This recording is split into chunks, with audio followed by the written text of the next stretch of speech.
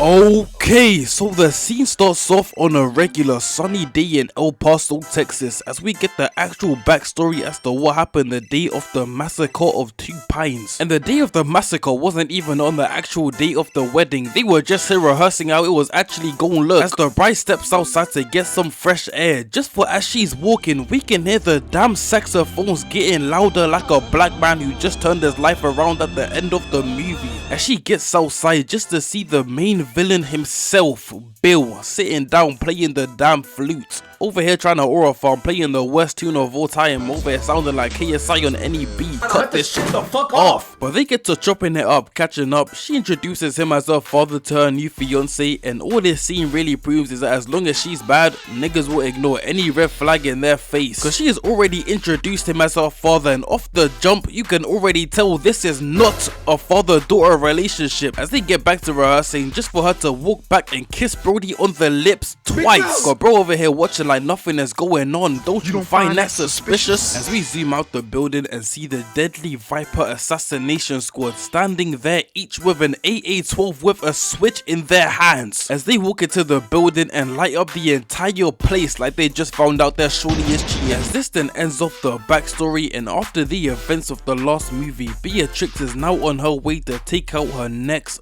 victim. As the scene starts off with her pulling up on her next victim, Bud's caravan, ballied up like she a roadman in the city of London. Go have her speaking like these within the next 2 days. Yo, shut up, my nigga. Shut up. And she really trying to body the nigga with the worst life of all time. Just today alone, he has been fired from his job. His manager was speaking to him like he was dead as a piece of speck on his shoe. And even after being fired, he still had to clean the overflown toilets in the bar. I swear I wouldn't wish this on my worst enemy. It's fucked up what they be doing to y'all. But she takes off the mask with eyes of pure hatred. She opens the door and shorty out here looking like the Mario death animation. This is just sad to see for real. Was over here thinking she got the drop on him just to get hit with the and 200 pumped to the chest. Instead, that's how it feels to think your crush is actually messing with you. Over here putting up shots, taking your prime LeBron just for it to be all straight bricks. Hashtag fell for the hezzy. As Bud then pulls up on her barely alive body and gets straight to talking his smack. You are a worthless bitch ass nigga. Your life is nothing.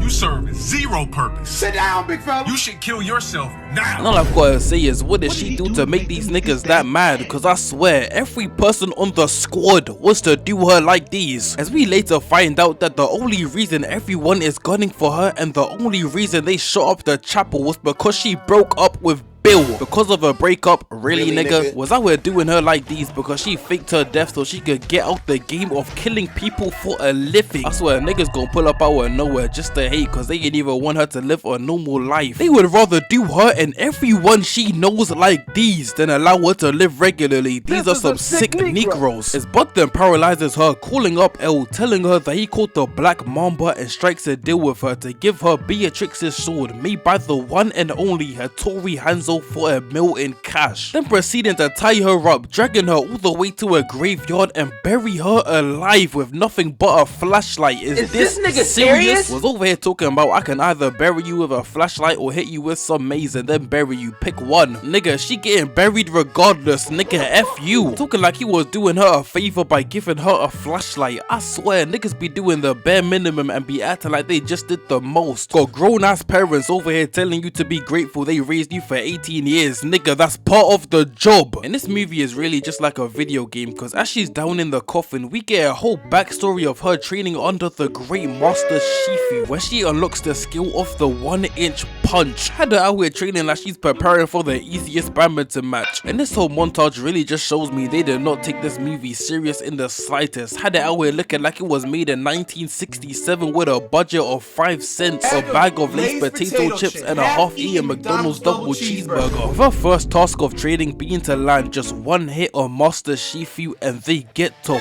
boxing. Her brody out here moving like he Goku himself, straight weave after weave, tapping her on her shoulder just to look around like these. Parry flipping her over as she comes back in with a thrust and he jumps, landing on top of the sword. Her Beatrix looking up in straight disbelief. She ain't never seen this much aura in her life. He had to kick her in the face to tell her to chill out with the glaze. Got her over here trying to match the aura by showing off her sword skills.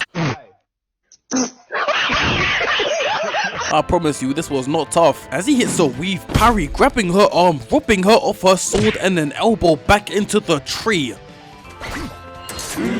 Incredible. Already up there with the likes of Piccolo and Trunks in terms of aura farming. You got that, big bro. As they get back to the boxing, but this time with straight hands. Her Brody out here hitting parry after parry. Give me that. Pushing her entire head back as she comes back in for the smoke, and he proceeds to grab her attack with his chin. Get the fuck out of here, little nigga. Grabbing the next one with his third leg, and yet again. Get the fuck out of here, little nigga. She obviously didn't learn her lesson, coming back in for the third time just to get hit with the meanest parry and put in the deadliest hold. Shorty out here singing like she Mariah, hit the vocals though, as he shows her mercy and decides to train her in the ways of the 1-inch punch, and we fast forward back to present time. And while about 6 feet deep underground in a coffin, she manages to take off her shoes, revealing a hidden knife, cuts off her ties, and 1-inch punches herself all the way out the grave. Had her coming out the ground looking like a Spider-Man comic cover. Ain't no way. I swear the plot armor in this movie is low-key insane, cause bear in mind she just got shot in the chest with a double barrel shotgun not 5 hours ago, was paralyzed from the neck down and tied up. Now she has to break her entire hand, bleeding from every knuckle to break out the coffin. How? How, Sway? She gotta be superhuman or something, cause we saw what she was doing in the last movie. There is no way anyone can possibly do this. And from this scene alone, I can somewhat understand what Bill was saying at the start of the movie. There is no possible way she can go and live a normal life. This is like being 7'2" and not playing basketball. Dog, the Lakers need a center. What are you doing? But she manages to break all the way through as we fast forward to the next day, and Elle pulls up on Bud to collect her sword with $1 million cash in a suitcase. And we really got Beatrix standing on top of the mountain looking down at them straight to aura farming. She got all her priorities all the way messed up. Shorty got shot, buried alive, climbed out a grave, and walked about 10 miles on feet to get here just to aura farm. Truly an inspirational sight to see. This is next level dedication you love to see from such a high level aura farmer. Truly one of the greats. I don't know if we'll ever see this kind of aura farming mentality again. But Elle and Bud get to talking, and the back door really goes crazy, cause the second he opens up the bread and starts to count the money, boom nigga, as a snake starts to turn his entire face into good eats. Got Brody straight tweaking, started trashing the entire place for no reason. I was looking like guys after missing their parlays. You need one more point, they start playing like these. Y'all are trash. As he drops to the ground, puffy in the face, and Elle says that a bum like him didn't deserve to kill the Black Mamba, and he dies. As she picks up the money, going to leave the spot.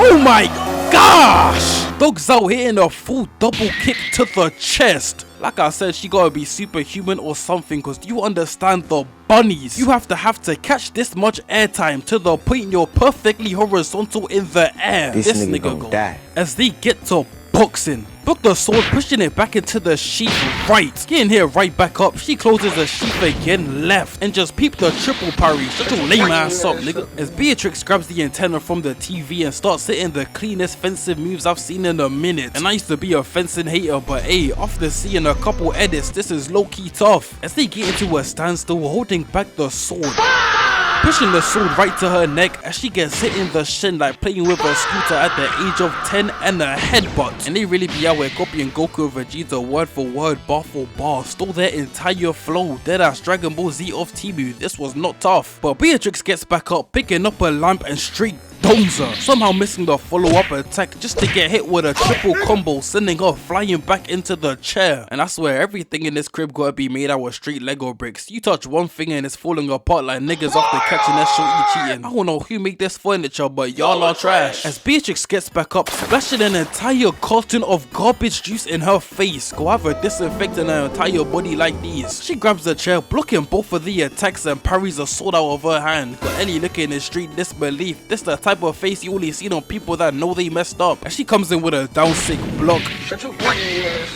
And yet again, all I can ask is, what did she do to make these niggas that mad? Cause Elle gon' come in with an entire heel to the face. Is this nigga serious? And she hits her right, weaving the guitar, jumping over the counter, hitting a roly-poly on her own associate's body. And the teleportation really goes crazy, cause as you can see, she is right here on the floor as Beatrix is coming to attack. So please, tell me how in the the world she got all the way over here? How sway? We really got full superhumans in this movie, ain't no way. As she hits her stance like this is Power Rangers Jungle Fury, coming in yet again with another fully horizontal flying kick, just for Beatrix to hit the meanest parry, throwing her into the next room. And from here on out, it was really just a pure cat fight. We have Beatrix taking a page out of Mark's book, choking her out, and now getting hit with a damn swirly like she's a freshman in high school, shorty going outside. But she kicks her back, walking back to collect the sword, as we find out that Bud capped about selling his Hattori Hanzo sword. As Beatrix picks it up and we get to the standoff and they get to the squabbles. Was out with me for like Prime Mongrel, all we heard was sing, sing, sing, sing,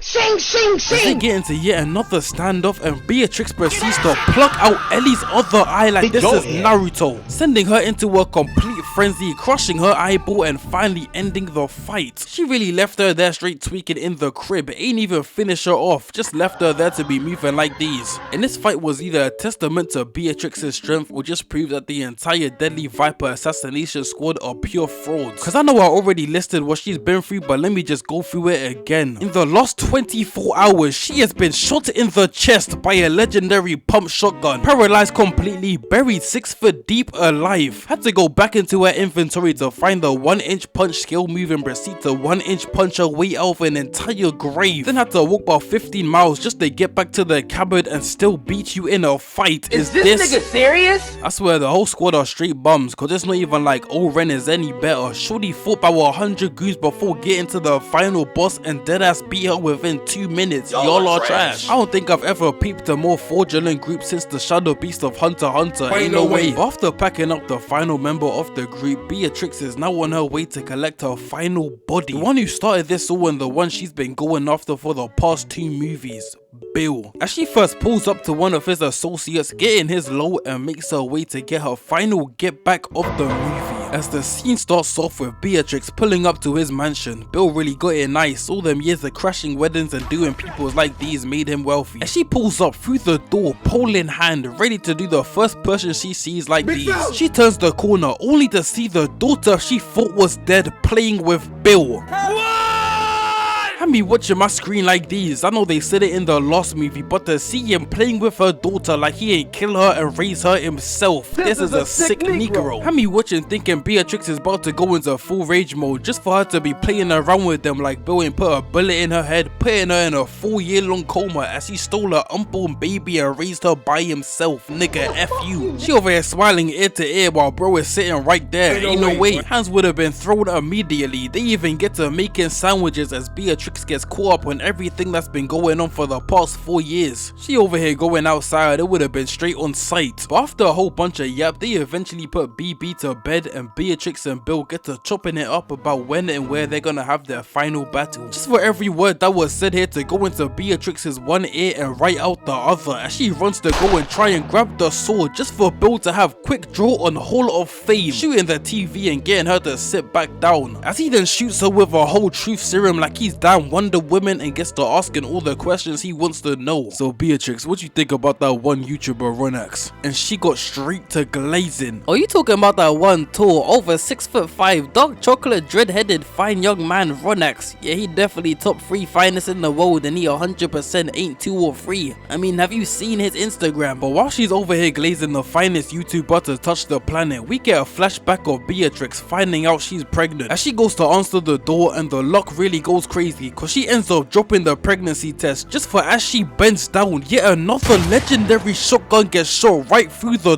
door and they get to boxing on the spot. But they get into a Mexican standoff and this how you know these assassins may be villains but they aren't monsters. Cause out of fear, Beatrix tells her that she just found out she's pregnant and not wanting to body an unborn child, Karen says congratulations before deciding to leave the spot. As we get back to present time and they're still glazing Ronax. Incredible, I won't even blame him. Like I said, have you seen his Instagram? And after finishing the backstory, they get straight to boxing. She weaves a slice, falling back on her chair. For every English teacher watching like these, apparently every single one of them has had a student who cracked their skull open hitting this exact move. She pushes back up, block another one, twisting her chair around to block the next one, spinning around block just to get disarmed by Bill. And this genuinely has to be the cleanest move I've seen in a minute, as Bill comes in with the stab and she proceeds to sheath his own sword, disarming him off the blade, turning into Jaden Smith himself, and hits a 10-piece ancient instant kill move to the chest taught to her by her old master. And shorty out here hitting moves that she's Tai Lung. And all this end scene really proves to me is that Bill had Beatrix wrapped around his finger for the entire 2 movies, cause she's over here talking about how she's a bad person for not telling him about the move she learned that could kill him, tearing up like he ain't do you 10 times worse. I know you lying. Where is the self-respect, gang? I ain't even go lie, this is crazy. As Bill finally passes away, ending off her get back, and Beatrix walks out with her daughter in her hands. Absolute cinema.